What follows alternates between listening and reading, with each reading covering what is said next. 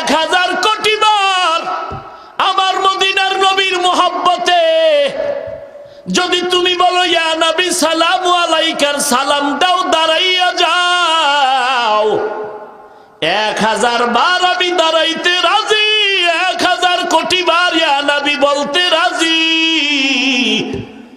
তবে আমার কথা হলো নবীর রেখে যাওয়া 10 লক্ষ হাদিস এই জমিনের মধ্যে আছে কম বেশি।